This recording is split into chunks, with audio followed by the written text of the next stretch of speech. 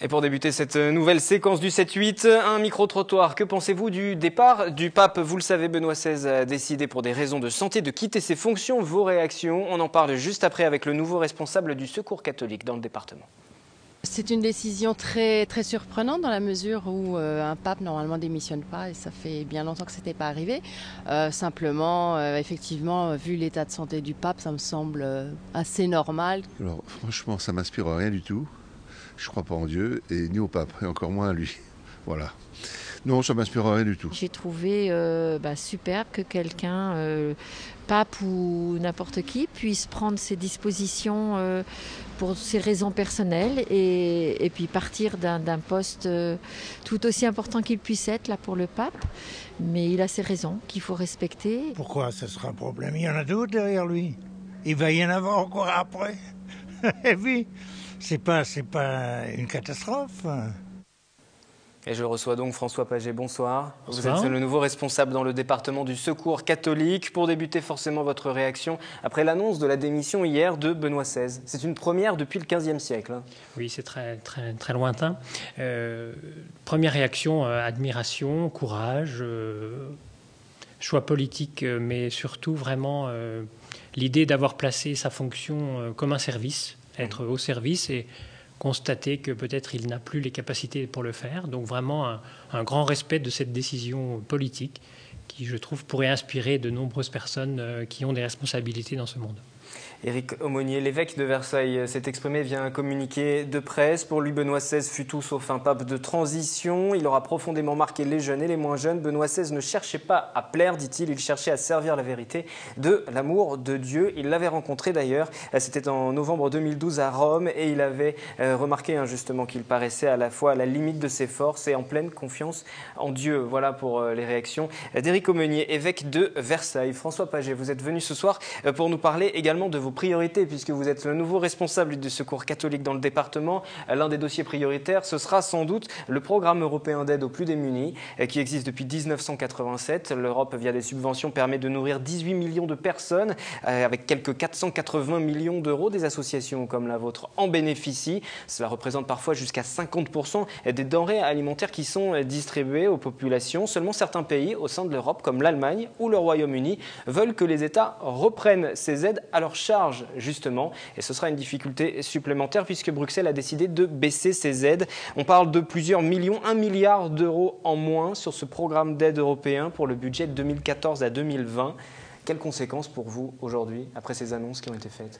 Alors, premièrement, je crois que cette décision n'est pas totalement définitive. Il y a encore un certain... Voilà, donc attendons d'avoir la certitude pour regarder les conséquences. Et pour autant, ça semble compliqué parce que ce n'est pas la première fois. C'est vrai que ça avait déjà été remis en cause et là, les choses semblent plutôt mal engagées. Donc, première. Deuxième chose, effectivement, ce sont des fonds qui tiennent surtout à l'aide alimentaire et depuis de nombreuses années, le Secours catholique a choisi d'être plutôt dans une logique d'assistance long terme avec les personnes, de s'installer dans un accompagnement long terme et d'être moins dans un aspect de distribution alimentaire ou vestimentaire.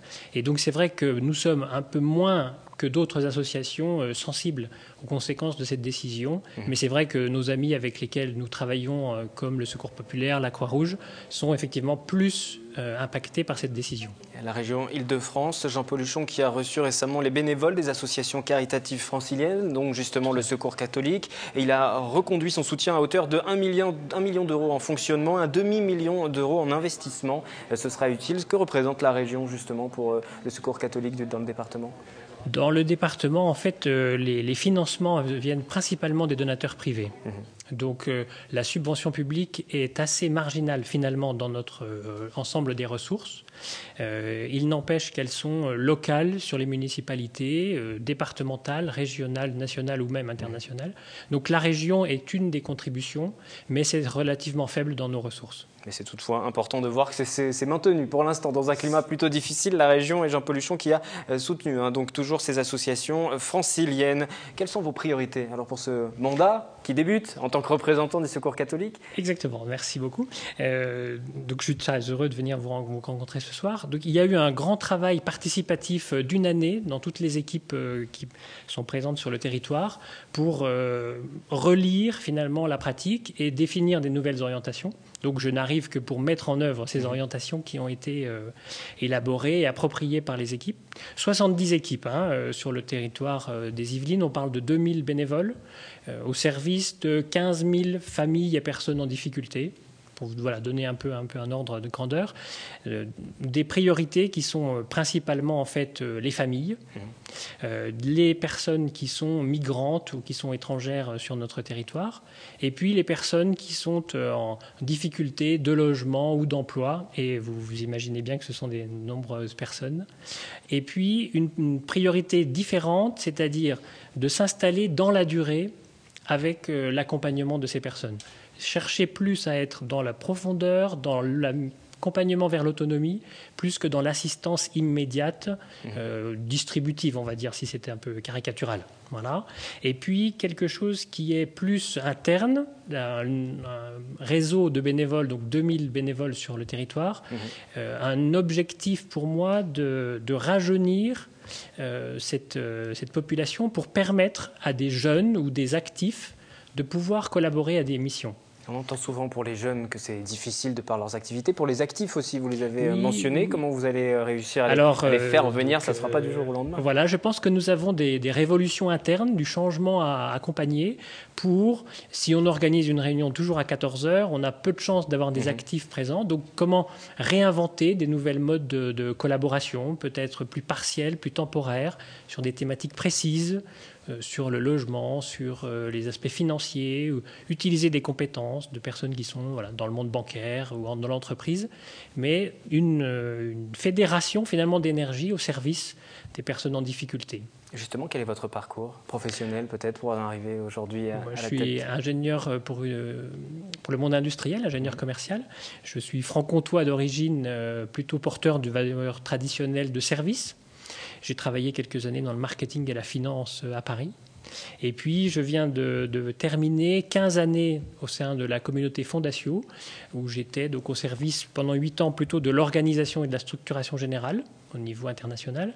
Et puis, les 7 dernières années, plutôt sur l'aspect du travail social, l'accompagnement de jeunes qui partent comme volontaires à l'étranger, ou l'appui à des projets de développement dans l'éducation, la santé, l'insertion économique, en Afrique, en Amérique du Sud, en Asie, donc un peu différent du territoire des Yvelines. Mais finalement, ce sont des choses qui ont nourri justement l'expérience, tout ce que vous avez pu engranger et qui vont vous servir maintenant pour le Secours catholique. Exactement, c'est-à-dire que c'est fort de cette richesse, de la capacité à comprendre des territoires lointains que j'applique aujourd'hui pour comprendre les Yvelines et les différentes variétés. Vous savez que nous sommes un département très contrasté, avec des origines, mais aussi des manières de vivre, des situations géographiques, financières, mais aussi des difficultés, des personnes qui sont en difficulté financière, en difficulté de logement, en difficulté tout simplement. Et notre devise au Secours catholique, c'est d'être proche de ceux qui sont loin, quelles que soient leurs origines, quelles que soient leurs convictions, avec les nôtres, nous mettre à leur service pour marcher vers cette autonomie. Vous parlez d'un département contrasté, c'est une réalité. Ce qui est aussi une réalité, ce sont que les difficultés sont de plus en plus nombreuses dans l'ensemble des territoires en France. Le rapport de la Fondation Abbé Pierre au début du mois l'avait souligné d'ailleurs. Vous en avez forcément pris connaissance. Est-ce que lorsque vous voyez justement cette pauvreté qui devient de plus en plus présente et ces difficultés de plus en plus réelles, c'est véritablement une réalité. Est-ce que pour autant, quelquefois, vous perdez espoir, vous vous découragez?